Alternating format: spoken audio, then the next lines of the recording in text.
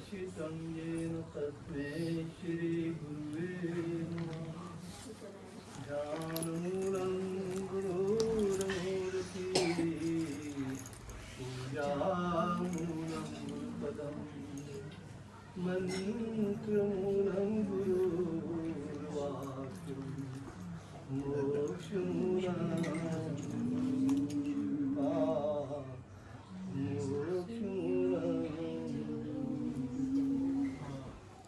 मेरे भगवान हैं, नारायण सकल देवों के ईश्वर राधे निज को प्रभु राम लाल जी की जय शरणम श्री सतगुरुदेव जी की जय शरणम। मेरे आप हैं और इष्ट भी आप, परमेश्वर भी आप हैं और सर्वस्व आप श्री प्रभु राम लाल जी की जय शरणम श्री सतगुरुदेव जी की जय शरणम। मेरा उठना बैठना आना जाना नाथ, जीना मरना हंसना रोना सब तुम्हारे हाथ श्री प्रभु राम लाल जी की जय शरणम श्री सतगुरुदेव जी की जय शरणम। करुणा सागर श्री प्रभु जी के प्रेम स्वरूप बंधुओं को मेरा प्रणाम है। आज बड़े ही सौभाग्य दिवस है कि प्रभु जी एक अनन्य प्रेमी भगत महाराज जी के परम शिष्य के आवास पर साध संगत का आना हुआ है। आप ये समझिए कि साध संगत नहीं आई है, योगेश्वर मेरे सतगुरु जैसे चमनलाल कपूर जी महाराज स्वयं आए हुए हैं।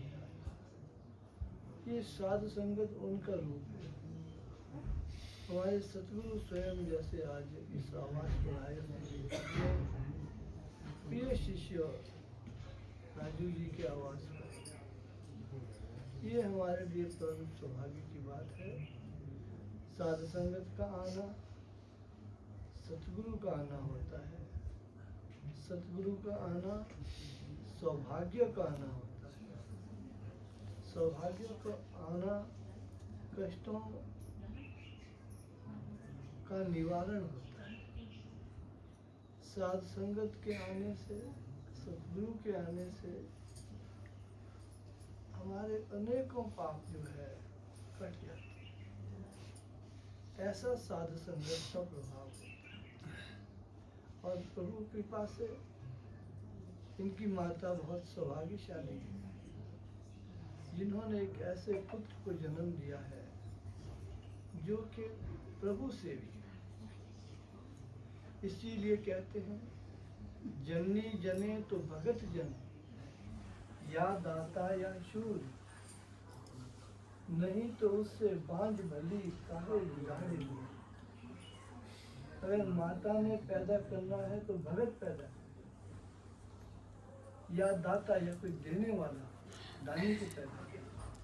जननी जने तो भगत जन, या दाता या शूरवीर हो, नहीं तो उससे बांझ भली, नहीं तो पैदा ही ना हो बच्चा। अगर खराब हो जाए तो क्या फायदा? जो संसार को कष्ट देगा तो ऐसे बच्चे को पैदा करके क्या करेगा?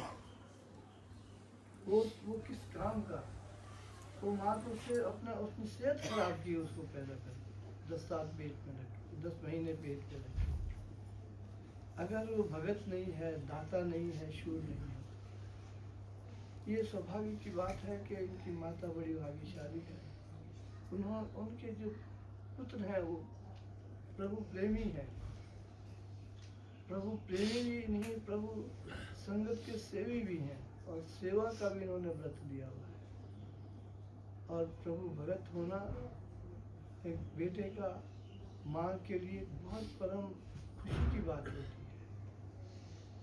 हमारे एक मित्र राजनीति में हैं, तो आजकल वो एमएलए हैं ठेव कॉन्स्टिट्यूंसी से, कुलदीप राठौर। उनकी माता मलकी देवी जी महाराज जी की अनन्य भगत, इतनी अनन्य भगत थी कि एक बार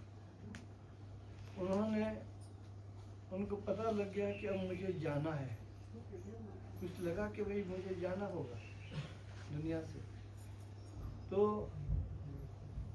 तीनों बच्चों को, कुलदीप जी को, 2 बच्चे और थे उनके, कि भाई आप जाइए, आज कपड़ा वगैरह लेके आ जाना, हो सकता है कल क्या पता भाई हमको इस दुनिया से सफ़र करना पड़े। मंगा दिया कुमार सेन से सामान वगैरह। मंगाने के बाद रात को जब जाने का समय आया तो वो देख रही है कि वो जो कौन लेने आ रहे हैं, यमलोक से बड़े काले काले सिर वाले गली में नीचे से चले गए उनकी तरफ लेने के लिए। अब जैसे उनके बरामदे माने तो गुरुदेव वहाँ खड़े हुए, उन्होंने अंगुली से इस तरह से किया और उनका पता नहीं लगा वो किधर भागे। और वो सुबह के लिए ठीक और दौड़ के महाराज जी के चरणों में चले गए कि गुरुदेव मैंने क्या किया, अवस्था तो थी, जाने थे मुझे, क्यों आपने बचाया। महाराज ने कहा अभी मलकी तुम्हें बहुत काम करना है। तो उसके बाद तिकरी आश्रम वो कोटगढ़ से अपने साथ महिलाओं को लेकर आया करते थे, बड़ा काम किया। और फिर एक बार उनके जो बेटे थे कुलदीप राठौर उनका नाम है, मेरे मित्र हैं, वो हिमाचल प्रदेश कांग्रेस के प्रेसिडेंट बने हैं, प्रेसिडेंट भी रहे हैं हिमाचल प्रदेश कांग्रेस के, कुलदीप राठौर के नाम। तो मैंने मलकी देवी जी से कहा, मैंने कहा कुलदीप तो माता जी हिमाचल प्रदेश कांग्रेस का प्रेसिडेंट बन गया, पर माँ पता क्या कहती है, अरे बेटे चाहे राष्ट्रपति क्यों न बन जाए, मुझे इससे क्या मतलब है, जब तक वो प्रभु जी का भगत नहीं बनता मेरे लिए कुछ भी नहीं। ये उस माँ की वर्दी। राष्ट्रपति भी बन जाए तो क्या फायदा, कहते हैं मुझे इस बात, जब तक वो प्रभु जी का भगत नहीं बनता। उसको बोलो कि प्रभु जी का भगत बन जाओ, तब मैं खुश होंगी। तो ये माँ के लिए सबसे बड़े सौभाग्य की बात होती है कि ऐसे बेटे हैं राजू जैसे, जो प्रभु के भगत हैं, प्रभु के भगत ही नहीं प्रभु के संगत की सेवा भी करते हैं। और मैं नहीं देख रहा हूँ कई वर्षों से, ना जाने कितने समय से जो है ये अपनी बस को लेके हमीरपुर से रोडू पहुँच रहे हैं। और मुझे बार बार कहते कि बस की जरूरत नहीं है, मैं भेज दूँ। आज भी कह रहे थे कि नगरोटा को बस भेज दूँ। देखो तो सही इनके अंदर क्या एक सेवा का भाव है। सब कुछ मिल सकता है, संगत की सेवा जो है मिलनी बहुत मुश्किल होती है। हर दौलत नसीब हो जाएगी हमको, लेकिन साध संगत की सेवा नसीब नहीं होती, पुण्यवानों को नसीब होती है। और इसलिए ये जो है राजू बहुत सौभाग्यशाली है, इनका परिवार भी सौभाग्यशाली है, और ये मिट्टी भी धन्य है यहाँ की, जहाँ ये मकान बना है, जो ये प्रांगण है, जहाँ ये क्षेत्र, ये धन्य है कि वहाँ पर ऐसे प्रभु जी के जो प्रेमी है, भगत है, उनका निवास है।